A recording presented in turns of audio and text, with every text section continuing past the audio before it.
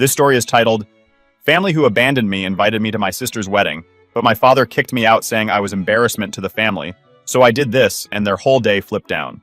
Hey everyone, before we jump into today's video, I need your help. We've noticed the channel is losing some traction, and subscribing is one of the best ways you can support us. It's quick, free, and it helps us keep bringing you awesome content. Your support means the world. Let's keep this channel growing together. Thanks so much. Now let's start the video. So, after 7 years of radio silence, I got a wedding invite from my younger sister Claire. Yeah, that Claire. The golden child, the apple of my dad and stepmom's eye, the one I hadn't spoken to since cutting off the whole toxic mess that is my family. I mean, the sheer audacity, right? 7 years of nothing. No calls, no texts, no, hey, how's life? And suddenly, I'm invited to this big, fancy wedding? It wasn't just the invite, though. There was a handwritten note tucked in there. Claire's handwriting. Unmistakable. She wrote that she missed me and wanted to fix things. I stared at it for a long time, trying to figure out if this was some kind of prank. Like, was she serious? After everything that happened? After how they treated me? Now she wanted me back in the fold? For context, let me rewind a bit. Our mom passed away when I was 15, and Claire was 12. It wrecked us, as you can imagine. But while I was still trying to process my grief, my dad was out there moving on. A year later, he remarried. Enter Denise, the stepmom from hell. From day one, she had this unspoken mission to erase every trace of my mom. Family photos? Gone. My mom's favorite decor? Packed up and thrown out. I was devastated. But Claire? She clung to Denise like she was some kind of savior. I couldn't blame her. She was just a kid, and she needed someone. But me? I couldn't stand Denise or the way she controlled everything. Things got worse as we got older. By the time I went to college, Dad refused to help me financially. His reasoning? I needed to man up and learn responsibility. Meanwhile, he was showering Claire with everything. College tuition, a brand new apartment, even a car. All paid for without a second thought. I was juggling part-time jobs, barely scraping by, and trying to build an event planning business from scratch. Denise, of course, dismissed it as playing around, while Claire was the star of the family, excelling in school, and apparently deserving of all their support. Eventually, I had enough. After years of feeling like I was the outsider in my own family, I cut ties. No dramatic confrontation, no big fallout, just silence. I stopped calling, stopped visiting, and focused on building my life. I threw myself into my work, and honestly, I thrived. My business grew beyond anything I ever imagined, and I was finally in a place where I didn't need anyone. Not Dad, not Denise, not Claire. Which brings us back to the wedding invite. At first, I wanted to toss it in the trash. Why should I care? They didn't care about me when I was struggling to get through school, when I was scraping together enough money to buy groceries, when I needed a family. But something stopped me. Maybe it was curiosity. Maybe it was the note from Claire. I couldn't tell if she was genuine or if this was just another one of Denise's manipulations. Either way, I decided to go. If nothing else, I figured I could show up, see how things played out, and leave if it got too unbearable. Here's the thing. I wasn't planning to go empty-handed. Despite the years of animosity, I still wanted to do something nice for Claire. I offered to help plan her wedding. You know, give her the full service from my company at a massive discount. She politely declined, saying Denise had already taken care of everything. That stung a little, not gonna lie. But hey, I'd done my part. I'd extended the olive branch. The ball was in their court. So there I was, prepping myself for the big day. I knew walking into that venue would stir up a lot of old wounds, but I convinced myself it was worth it. Maybe Claire was sincere. Maybe this was her way of reaching out, of trying to make amends. I didn't have high expectations, but I held onto a sliver of hope. The night before the wedding, I couldn't sleep. Memories of the past kept flooding back. Holidays where I sat on the sidelines while Claire got all the attention. Conversations where Denise belittled me in front of Dad. Moments when I realized I wasn't part of the family anymore. I told myself it didn't matter. I was going to the wedding for Claire, not them. And if things went south, I could always leave. I had nothing to prove to anyone. The next morning, I put on my best suit, got in my car, and drove to the venue. I arrived early because, well, that's just how I am. I'm a planner, always have been. The place was breathtaking. High ceilings, lush flowers, the works. They'd clearly spared no expense. As I walked through the doors, I felt a mix of nerves and unease. This was my first time seeing my family in almost a decade. Would they welcome me? Ignore me? Tear me apart?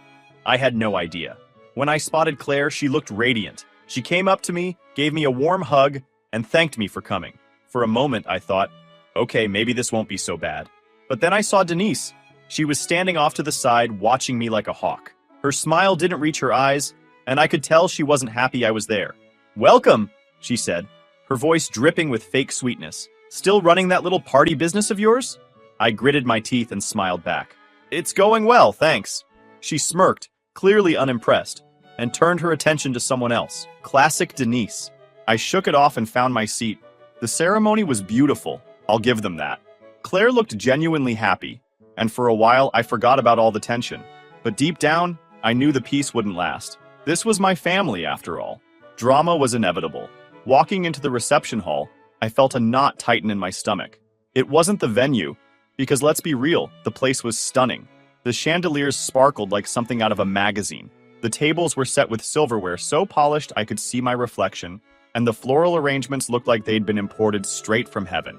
No, the knot wasn't from the decor. It was from the inevitable. This was the first time I'd faced my family in nearly 7 years, and I knew what was coming. I made my way to the seating chart, scanning the list to find my name. The knot in my stomach turned into a sinking feeling when I found it. Table 14. I didn't need a map to know where that was. Weddings are practically a blueprint. Immediate family at the prime tables, then close friends, then extended family, and finally, the random stragglers. Table 14 was firmly in the "we don't care if you're here" zone. When I got there, I realized the insult wasn't subtle. My table mates were distant relatives I barely remembered. Aunt Lydia, who constantly mispronounced my name and reeked of mothballs, and Uncle Roger, who spent every family gathering droning on about his coin collection. The other 2 people at the table? I didn't even know who they were. Meanwhile, I spotted Claire's friends and Denise's family, all cozied up near the dance floor. Dad and Denise were front and center, naturally, basking in their self-appointed VIP status. I couldn't help but laugh to myself. This was so on-brand for them. 7 years of no contact, and they still managed to make it clear I was an afterthought. Fine. I didn't come here for the seating arrangement. I came for Claire, or so I told myself. I tried to keep my cool. I poured myself a glass of water, glanced around the room, and pretended I wasn't bothered. But then, the first landmine of the evening walked straight up to my table. Dad. And he was clearly drunk. Now I knew this wasn't going to be a pleasant interaction. Dad doesn't do pleasant when he drinks. He does loud, rude, and completely inappropriate. True to form, he slammed his hand on the table, making Aunt Lydia jump. "What the hell are you doing here, Matt?" he slurred. "You weren't supposed to come." I stared at him, stunned. "I got an invitation," I said, trying to keep my voice calm. I even pulled it out of my pocket as proof. "Claire invited me." He snorted. "You should have stayed where you belong. You're just here to embarrass us, aren't you? Showing up with your little party business like it means something." His voice was getting louder, and I could feel eyes turning toward us. My face burned with a mix of anger and humiliation, but I kept quiet. Before I could respond, Denise appeared at his side, perfectly timed as always. "Matt," she said, her tone dripping with mock concern. "Do you even make enough to buy that suit, or is it rented?" She gave me this smug little smirk, as if she delivered the punchline of the century. I looked at her, then back at Dad, and realized there was no point. You can't reason with people like them, especially not when they're drunk on booze and their own sense of superiority. So, I did the only thing I could do. I stood up, smoothed my suit, and said, "Excuse me." I walked away without another word. I didn't head straight for the door, though. I wanted to take a moment to clear my head, so I wandered outside to the patio. The night air was cool, and for a moment, it felt like I could breathe again. But the voices from inside kept ringing in my ears. Embarrassment, little party business. God, they couldn't even let me exist without tearing me down.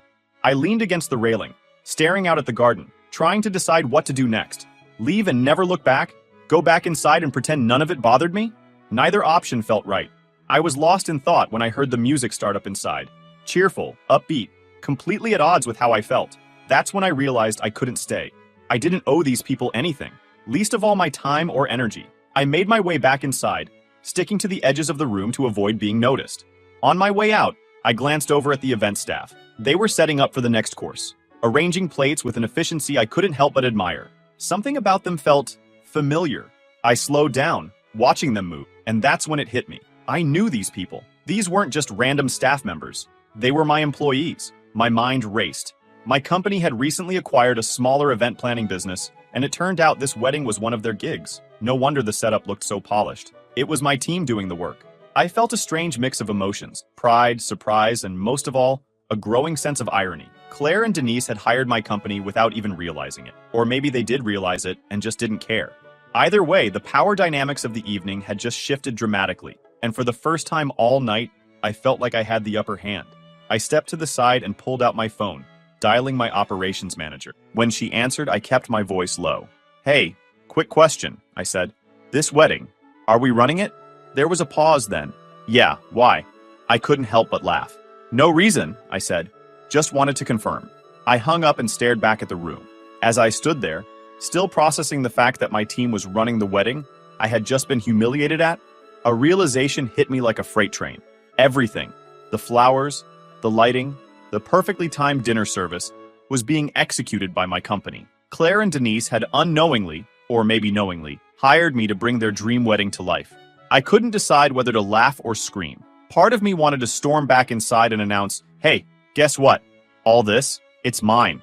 But the more calculating part of me knew there was a better way to handle this. After all, Dad and Denise had gone out of their way to insult me, treating me like I didn't belong. If they didn't want me there, they sure as hell didn't deserve the work of my team.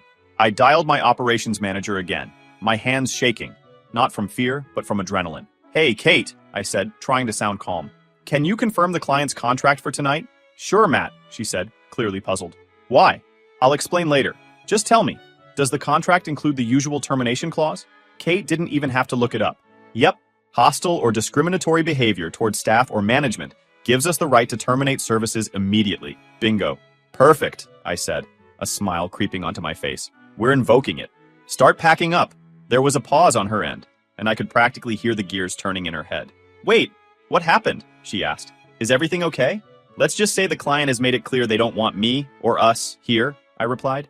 "I'll fill you in later. Just trust me on this one." Kate didn't hesitate. "Got it. I'll handle it." I hung up, my heart pounding. This was it.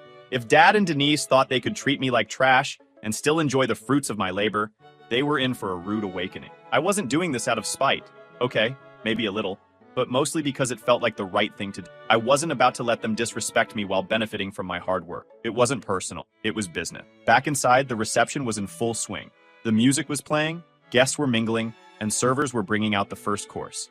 Everything seemed perfect on the surface, but I knew the chaos was about to unfold. My team moved like a well-oiled machine, discreetly packing up equipment and supplies while keeping up appearances. Guests didn't notice anything at first, which was a testament to their professionalism. I stayed outside, watching from the patio as the plan unfolded. My team began taking down floral arrangements, rolling up table linens, and quietly clearing out decoration. It was like watching a magician make an entire room disappear without anyone realizing it. Denise might have been able to belittle me, but she couldn't touch the quality of my work or my employees. The first sign of trouble came when the lighting crew started dismantling the uplights around the room. A few guests noticed, pointing and whispering to each other, but no one said anything yet. Denise, of course, was too busy holding court at her table to realize what was happening. Dad was nowhere to be seen, probably off nursing another drink.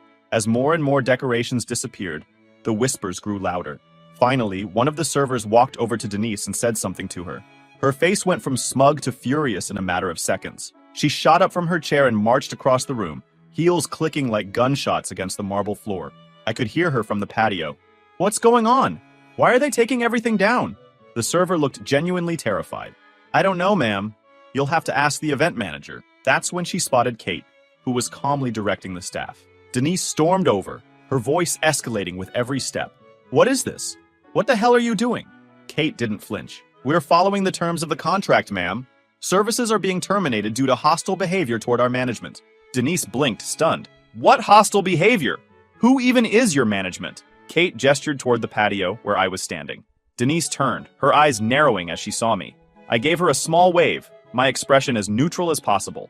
She stormed outside, her face red with rage. "You!" she hissed. "You can't do this. This is Claire's wedding, and this is my company," I replied, my voice calm. "You made it clear earlier that you don't respect me or what I do. So why would you want my services?" Her jaw dropped. "You're doing this to punish me? To ruin Claire's wedding?" I shook my head. "This isn't about Claire. It's about the way you and Dad treated me. You can't humiliate me and then expect me to provide top-tier service." "That's not how this works," Denise sputtered, trying to come up with a response. Before she could, Kate walked over and handed me a clipboard. "We're ready to roll out," she said. "Everything's packed." I nodded. "Thanks, Kate. Great work as always." Denise looked like she was about to explode, but I didn't stick around to find out. I handed her my lawyer's card and said, "If you have any questions about the contract, feel free to reach out to our legal team. Have a great evening." And with that, I walked away, leaving her standing there speechless. The aftermath was even more chaotic than I anticipated. By the time my team rolled out, the reception hall was practically bare. The chandeliers still hung from the ceiling, but that was about it. No flowers, no table settings, no uplights. Guests were standing around, confused and whispering. Claire looked like she was on the verge of tears, and for a split second, I felt guilty. But then I reminded myself, this wasn't about her. This was about standing up for myself. The drive home from Claire's wedding should have been satisfying. I mean, I just orchestrated one of the most legendary mic drops of my life. But as the taillights of my team's trucks disappeared in my rearview mirror, I couldn't help but feel conflicted. This wasn't how I imagined the day going. Still, I knew I'd made the right call. For the first time in a long time, I stood up for myself. Not just as a business owner, but as a person. And while the night didn't go the way I'd hoped, I wasn't going to let that stop me from moving forward. This was just the beginning. I didn't have much time to dwell on it though, because the fallout began almost immediately. The first inkling of chaos hit my phone about 20 minutes into my drive. Text messages, missed calls, voicemails, all flooding in. Denise, predictably, led the charge with a string of angry texts. They were long and rambling, filled with accusations that I'd ruined everything and destroyed Claire's big day out of spite.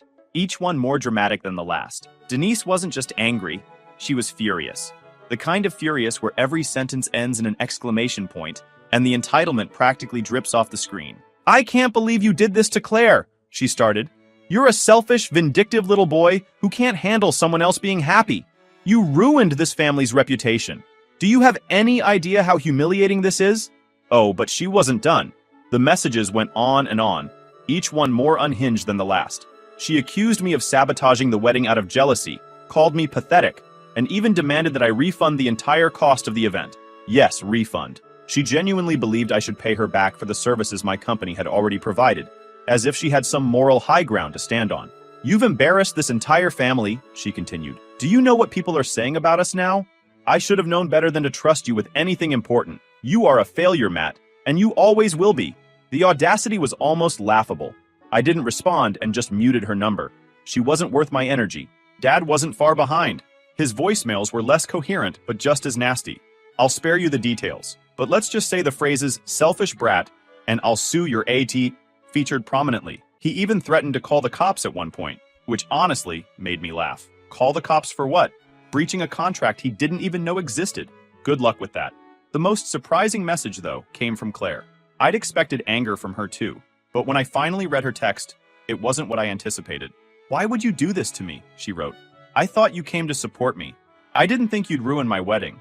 Oof, that one hit harder than I expected. It wasn't like Denise's venom or Dad's drunken tirades. This felt like genuine hurt. Claire and I hadn't been close in years, but I could still hear the pain in her words. I could tell she genuinely didn't understand why I'd made the decision I did.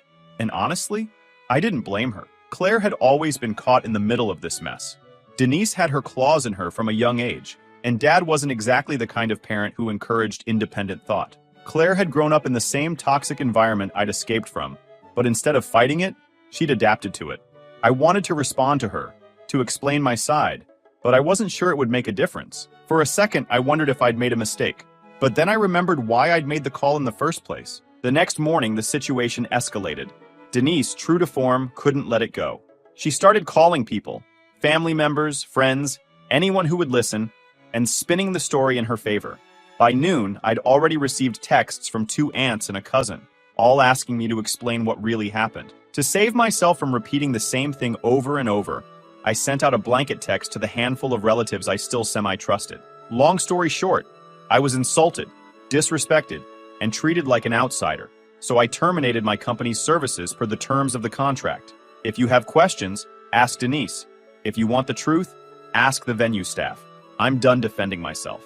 One of my aunts responded almost immediately. "Good for you," she wrote. "We saw how Denise treated you at Thanksgiving 5 years ago. She's always been awful to you. I'm just sorry Claire got caught in the middle." Her support caught me off guard. I'd spent so many years assuming the entire family had written me off that I hadn't even considered the possibility that some of them might be on my side. It was a small comfort in the middle of a storm. Then came the unexpected fallout from the guests. By the afternoon, I started getting emails and inquiries, business inquiries. Apparently, word had spread among some of the wedding attendees about what had happened. and a few of them were impressed with how my team had handled the situation. One woman, who I vaguely remembered as a family friend of Claire's in-laws, reached out to say she admired the professionalism of my staff. "I heard what happened," she wrote, "and I just wanted to say your team handled everything with incredible grace.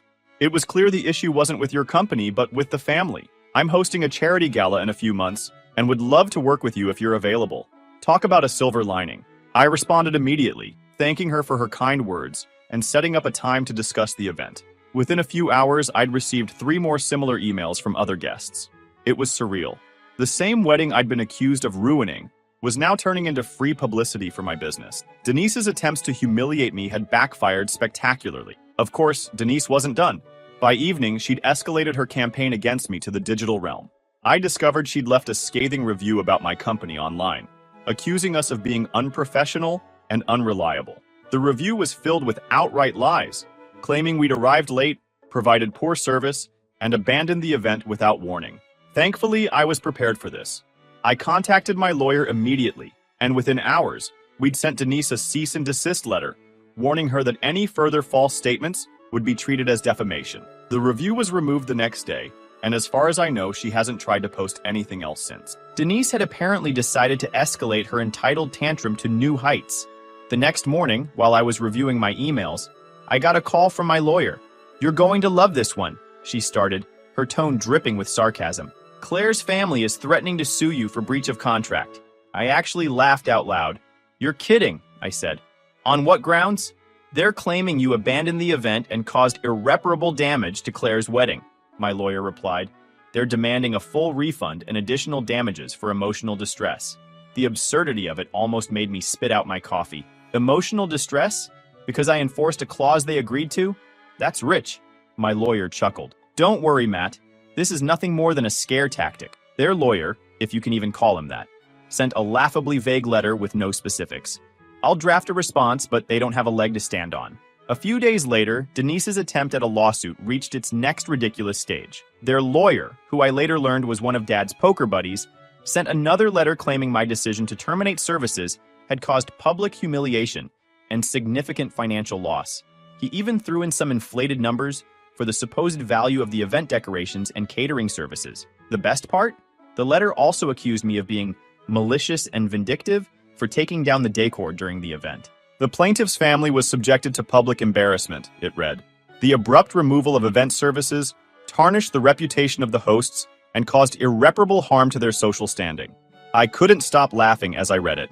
Denise was genuinely trying to paint herself as the victim in a scenario she'd entirely created. The irony was so thick you could cut it with a knife. My lawyer, however, was far less amused. "They're trying to throw mud at the wall and see what sticks," she said during our next call. "Their entire case hinges on the idea that you violated the contract, but the clause you invoked is ironclad. We'll respond formally, and I'll make it clear that pursuing this further will only waste their time and money." The legal back and forth dragged on for about 2 weeks. Denise and Dad kept pushing, likely because their lawyer didn't have the guts to tell them they had no chance of winning. Meanwhile, my lawyer was working behind the scenes to compile all the evidence we needed to shut this down for good. We had everything. The original contract, signed by Claire, which clearly outlined the termination clause. Witness statements from my staff, who had been present when Denise's hostile comments were made, and the pièce de résistance, security footage from the venue. The cameras had captured everything, including Dad's drunken tirade and Denise berating my team. When the footage was brought to their lawyer's attention, the case crumbled almost instantly. My lawyer sent a final letter, laying out the evidence in excruciating detail, and warning them that if they continued to pursue the matter, we'd countersue for defamation and legal fees. 2 days later, I got an email from my lawyer. They've dropped the case. No further action required. The most surprising fallout, though, came from Claire's new husband, Adam. He called me a few days after the wedding. I almost didn't answer, but eventually, out of curiosity, I answered. "Hey, Matt," he said, his tone awkward. "I know Claire wants to talk to you," he continued. "She feels terrible about everything. She's just, I don't know, scared? She's stuck between you and Denise, and it's tearing her up." I sighed. "I get it, but if she wants to talk, it has to come from her. I'm not going to chase her down. I'll tell her," he promised. I hung up feeling strangely hopeful. Maybe Claire and I still had a chance to mend things. Maybe not. Either way, I'd finally stood up for myself, and that was a win in my book. A few weeks after the chaos settled, I got a text from Claire. Hey, can we meet up? I feel like we need to talk. I stared at the message for a long moment, unsure of how to feel. On one hand, it was Claire reaching out. The same Claire who had stayed silent while Denise and Dad humiliated me at her wedding. The same Claire who had watched my company, the company I built from nothing, get insulted and then didn't say a word as I walked out. On the other hand, I couldn't shake the nagging doubt. What did she want from me now? Was this an actual olive branch? Or was she just here to smooth things over for her own sake? Against my better judgment, I agreed to meet her. Sure, let me know when and where, I replied. We met at a small cafe, one I used to go to back when I was starting my business. It was neutral ground, but I couldn't help but feel a tension in the air as I walked in. Claire was already there, sipping a coffee. She looked up and smiled. An awkward, forced smile that didn't quite reach her eyes. Hey, she said, gesturing for me to sit. Hey, I replied, taking the seat across from her. There was a long pause before she spoke. I'm really sorry about everything that happened at the wedding, she began. It got so out of hand, and I know Denise and Dad said some things they shouldn't have. I raised an eyebrow. Some things? She shifted uncomfortably in her chair. Okay, a lot of things, but you have to understand. They were stressed. Weddings are a lot of pressure, and emotions were high. It wasn't personal. I let out a bitter laugh. Not personal? Claire. They called me an embarrassment. They mocked my business, belittled me, and basically told me I shouldn't have been there. How is that not personal? She sighed, as if I was the one being unreasonable. Look, I'm not saying what they did was right, but you pulling out the way you did wasn't fair either. You ruined the reception, Matt. People are still talking about it. There it was, the real reason she wanted to talk. So this isn't about what they said or did, I said, my tone icy. This is about how it made you look. That's not what I'm saying, she replied quickly, though the defensive edge in her voice told a different story. I just think you could have handled it differently. You didn't have to punish everyone because of what Denise and Dad said. I stared at her, trying to decide if she actually believed what she was saying or if she was just parroting Denise's narrative. Punish everyone? I echoed. Claire, they hired my company. They insulted me, the owner, in front of everyone. They didn't even bother hiding their disdain. You expect me to just stand there and take it? I expected you to think about someone other than yourself, she shot back. This wasn't about you, it was my wedding.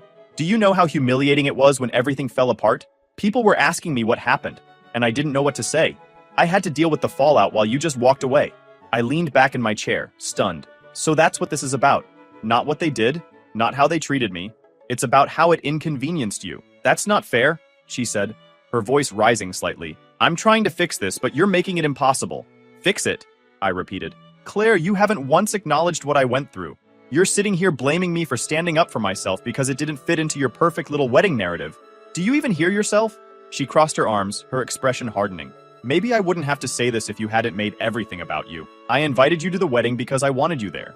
I was trying to include you, but you turned it into a disaster. I felt a sharp pang in my chest.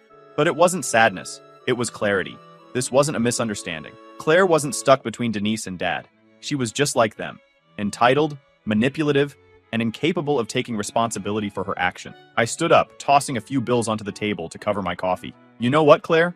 I'm done. With you, with Dad, with Denise, all of it. I've spent my whole life being the scapegoat for this family, and I'm not doing it anymore. Her eyes widened. Matt, wait. No, I said firmly. You don't get to rewrite this. I came to your wedding because I thought maybe things had changed, but all I got was the same disrespect I've dealt with my whole life.